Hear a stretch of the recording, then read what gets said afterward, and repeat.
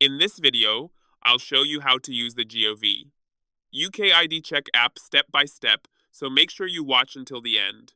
First, open the App Store or Google Play Store and search for GOV UK ID Check. Make sure you download the official app with the blue logo and crown, then tap Get or Install. Once the app opens, tap Continue, review the information, and proceed. When asked to link the app, tap Link App to continue. If you're already in the middle of an application, select Yes. Next, choose the option to scan the QR code if prompted.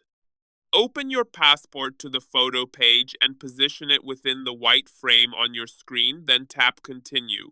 If the photo is captured automatically, continue to the next step.